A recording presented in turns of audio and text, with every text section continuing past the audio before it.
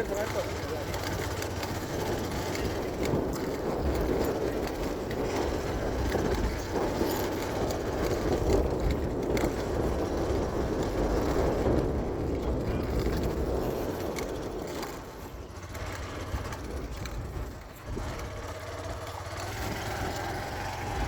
দুই পাশে যত বস্তা দেখা যাচ্ছে সব আপনি ইফতারের মুরগির গু।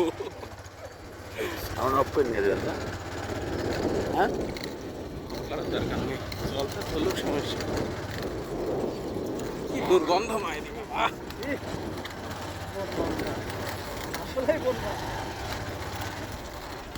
এখানকার মানুষের খুবই কষ্ট হয় এই বাউলে আসতে, কারণ এখানকার পরিবেশটা ফুল দূষিত হয়ে গেছে এই মুরগির লিটারের কারণে।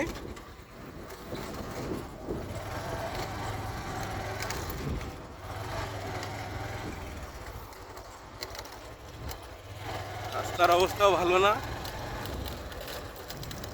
কিন্তু ভিড় সুন্দর।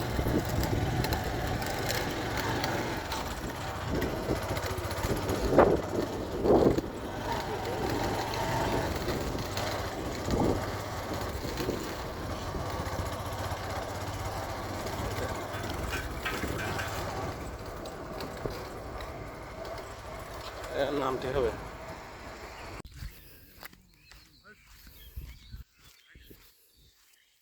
খুব সুন্দর একটা জায়গা।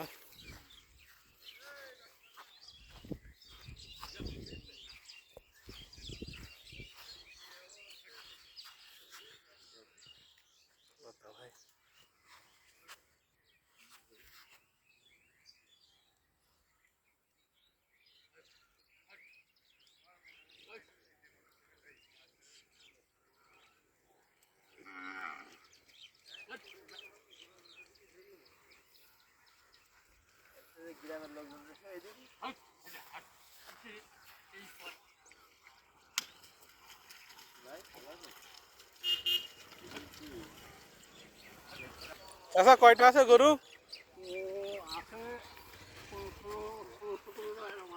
ও, সব দেশি গরু?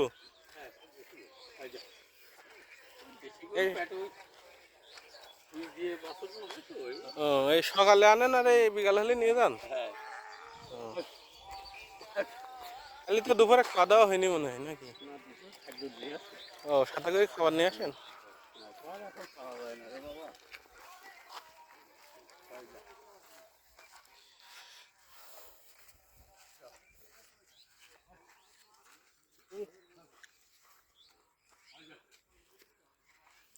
মোবাইল ধর, মোবাইল ধর। প্রিয় দর্শক, দেখতে পাচ্ছেন আমাদের গ্রাম অঞ্চলের মানুষ কত সুন্দরভাবে জীবনযাপন করে।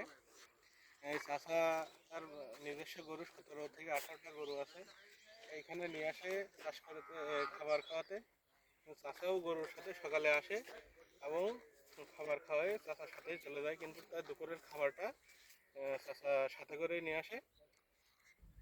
আমি চাচার কাছ থেকে জিজ্ঞাসা করলাম, তবে উনি যে গরুগুলো এখানে নিয়ে আসে সব গরুগুলো তার নিজস্ব এবং সম্পূর্ণ সে দেশীয়ভাবে দেশীয় গরু তিনি পালন করেন।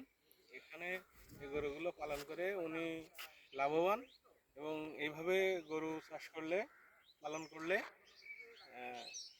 লাভবান হওয়া যায়। আমার এই ভিডিওটা আপনাদের যদি ভালো লেগে থাকে অবশ্যই আপনারা দেখবেন এবং অন্যকে দেখার সুযোগ করে দিবেন। ধন্যবাদ সবাইকে, সবাই ভালো থাকবেন। প্রিয়তমার মালা খানি বাউলেরই অন্তরে, আমার ভেতর বাহিরে, অন্তরে অন্তরে আছো তুমি হৃদয় জুড়ে। ভালো আছি, ভালো থেকো, আকাশের ঠিকানায় চিঠি লিখো।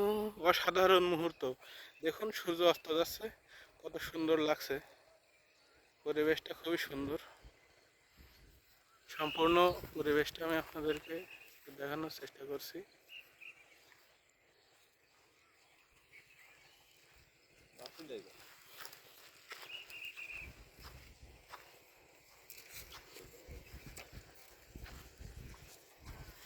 ছাগলগুলো খুবই সুন্দরভাবে খাওয়া দাওয়া করছে।